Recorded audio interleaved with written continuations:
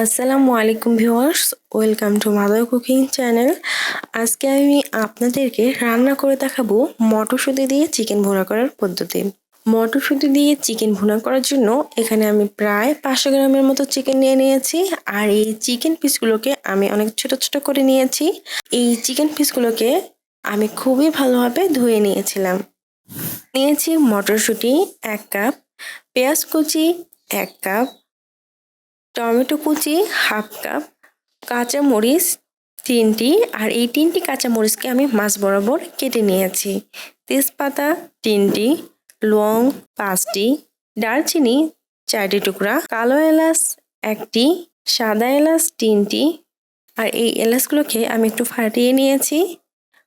গোলমরিচ 10 থেকে 12টি। এখন আমি চুলার উপর একটি কড়াই বসিয়ে দিব। তারপর চুলাটি অন করে চুলার আঁচ মিডিয়ামে রাখব। দিয়ে দিচ্ছি সয়াবিন তেল 1/4 কাপ। এখন আমি চিকেনগুলোর মধ্যে দিয়ে দিচ্ছি হলুদ সামান্য পরিমাণে। হলুদ দিয়ে এই চিকেনগুলোকে আমি একটু ভালোভাবে ম্যারিনেট করে নিব। ম্যারিনেট করা হয়ে গেলে এখন আমি এই চিকেন পিসগুলোকে কড়াইয়ের গরম তেলের মধ্যে দিয়ে দিব। এখন আমি এই চিকেন পিসগুলোকে খুবই ভালোভাবে ফ্রাই করে নিব।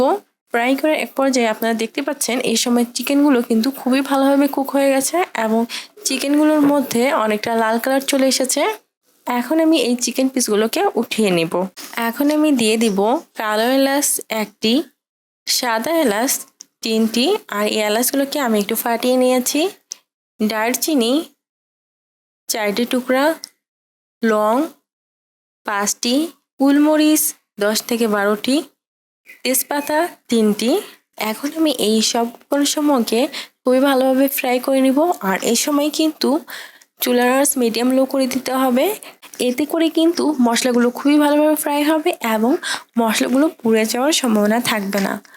ফ্রাই করার এক পর্যায়ে যখন মশলাগুলো থেকে খুবই সুন্দর একটা স্মেল বের হবে, তখন দিয়ে দিব পেঁয়াজ কুচি 1 কাপ, কাঁচামরিচ 3টি। আর এই 3টি কাঁচামরিচকে আমি মাছ বরাবর কেটে নিয়েছি। এখন আমি এই উপকরণসমূহকে খুবই ভালোভাবে ফ্রাই করব। আর এই সময় কিন্তু চুলার আঁচ মিডিয়াম করে রাখছি। ফ্রাই করার এক পর্যায়ে যখন পেঁয়াজগুলো এইরকম মিডিয়াম ভাজা হয়ে যাবে, তখন দিয়ে দিব টমেটো কুচি। এখন আমি এই সব উপকরণসমূহকে আবারও খুবই ভালোভাবে নেড়ে নেড়ে ফ্রাই করব। আর এইভাবে টমেটো কুচি তেলের মধ্যে ফ্রাই করার কারণে রান্নার পর তরকারিটাতে খুবই সুন্দর একটা কালার আসে এবং দেখতেও কিন্তু অনেক ভালো লাগে। ফ্রাই করার এক পর্যায়ে আপনারা দেখতে পাচ্ছেন টমেটোগুলো কিন্তু অনেকটা গলে গিয়েছে। ঠিক এই সময়ে আমি দিয়ে দিব জিরা বাটা 1/2 টেবিল চামচ, আদা বাটা 1/2 টেবিল চামচ, রসুন বাটা 1/2 টেবিল চামচ। এখন আমি এই সব উপকরণসমূহকে খুব ভালোভাবে ফ্রাই করব।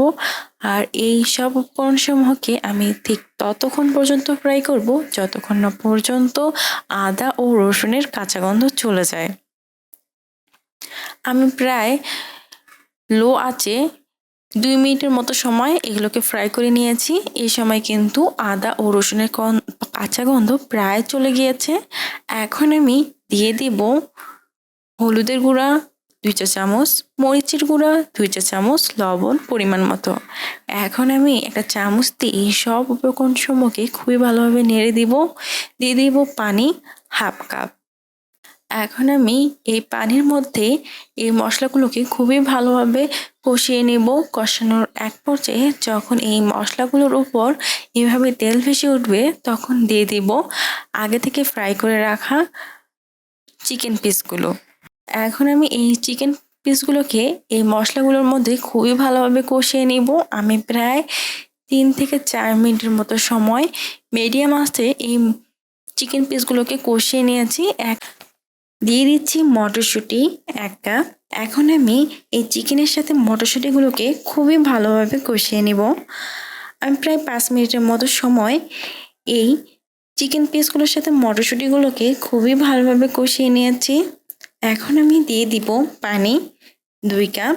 আর এই 2 কাপ পানিতেই আমি তরকারিগুলোকে খুবই ভালোভাবে কুক করে নেব।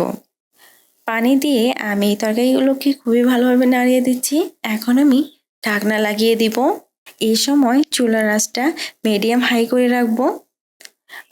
আমি এভাবে প্রায় 10 মিনিটের মতো সময় এই তরকারিটাকে কুক করে নিব। আর 3 থেকে 4 মিনিট পর পর আমি ঢাকনা খুলে এই তরকারিটাকে নাড়িয়ে দিচ্ছি। ফিরে এলাম প্রায় 10 মিনিট পর। আপনারা দেখতে পাচ্ছেন এই সময় তরকারির গ্রেভিটা অনেকটা শুকিয়ে গেছে এবং চিকেন পিস ও মটরশুঁটিগুলো খুবই ভালোভাবে কুক হয়ে গেছে। এখন আমি ঢাকনা লাগিয়ে দিব এবং চুলাটি অফ করে দিব। তৈরি হয়ে গেছে মটরশুঁটি দিয়ে চিকেন ভুনা।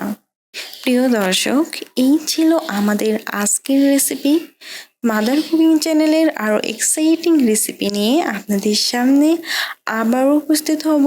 ভিউয়ার্স, আপনাদের সকলকে অনেক অনেক ধন্যবাদ জানাচ্ছি পুরোটা সময় আমাদের সাথে থাকার জন্য।